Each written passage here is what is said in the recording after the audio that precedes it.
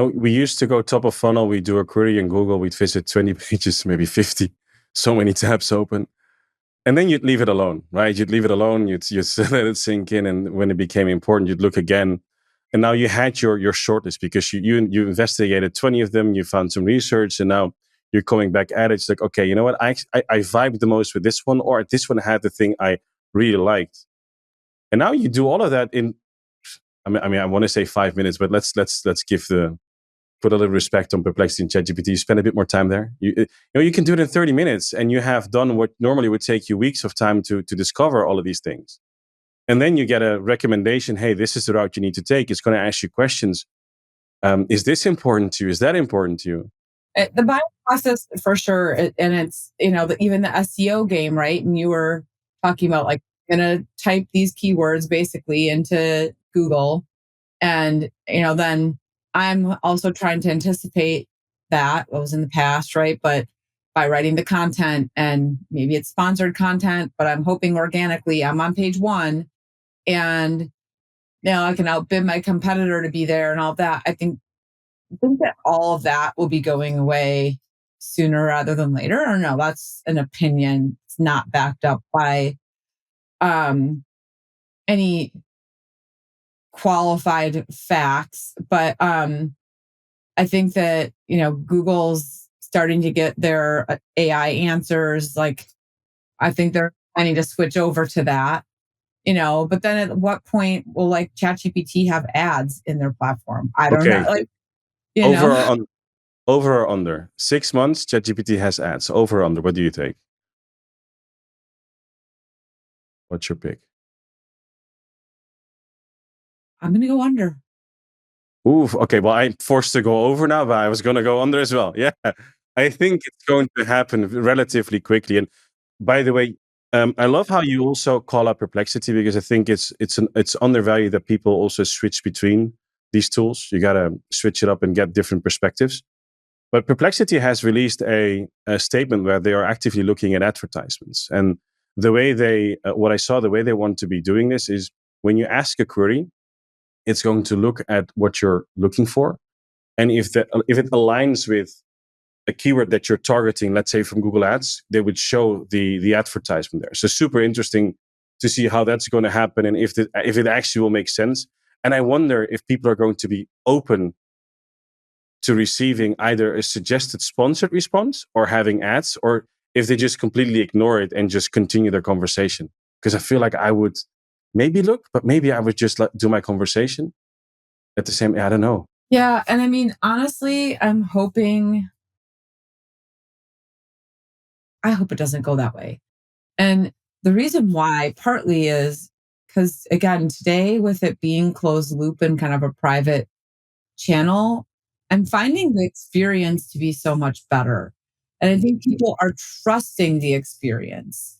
But as soon as it starts to get advertising in it, I think it's going to lose the credibility of it, hopefully being kind of non biased and just pulling in, you know, it's the best structured content and data. And there's still the game of now switching from SEO to AEO.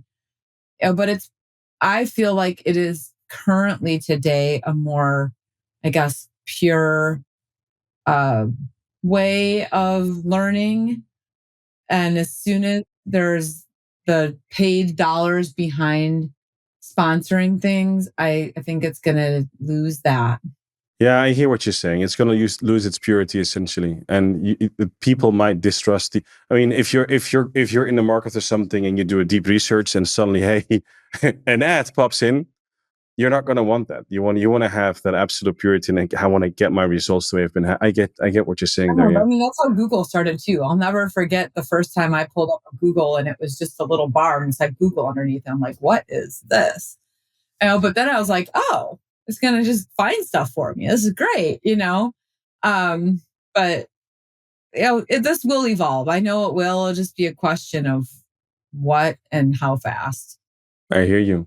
So let's switch our topic. I'd love to bend your ear a little bit about ABM, if that's okay. Sure. So let's walk through what is ABM to you, and Why is it something that's important? Let's start with that as a kickoff. Well, I've been thinking a lot about it honestly lately. So I kind of have a different perspective than I did a few years ago. I'll say you have account executives, right? And the reason why in B2B is it's accounts that are buying. It's an account. It's more than one person. There's more than one buyer, and buying groups continue to get bigger and bigger, not smaller.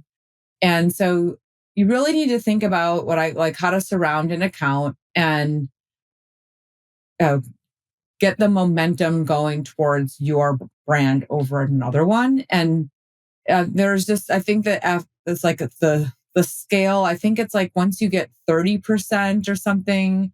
I know there's a stat on this, but you start to swing the pendulum towards your brand. And so the idea behind it, I think, was twofold. It was first of all this acknowledgement that you've got these larger buying groups and that you need to have more than just your champion be on board. The other piece is when digital channels started to get introduced and data driven marketing started to come in play, the complexity started to compound for marketers to have to figure out how to get in all these channels, but they also, to have a seat at the table in the boardroom, they had to show results. And it started with leads, but that did not, bode well, right? If those leads aren't converting to revenue, marketing's a cost center and it's not going to work. And so marketers started to realize that the team that controls the revenue is the sales team, and they're selling to accounts. And we need to start aligning the leads that we're bringing in to be to the accounts that they are going to close and win. And so, I mean, ICP fit and personas and, all of these things have, like, when I first started, they were not acronyms. They didn't really exist because you didn't have to measure all this stuff. You weren't, look, there was no real way to tell if someone came from a print ad or a billboard or an event, but then you start to get into email and digital channels and the internet and websites.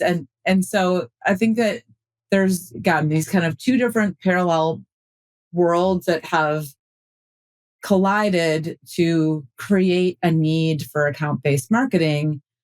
And there's a lot of different ways to approach it. And I think in a lot of companies I know, it's like the three-letter acronym that's the four-letter word. Like it gets very frustrating very quickly.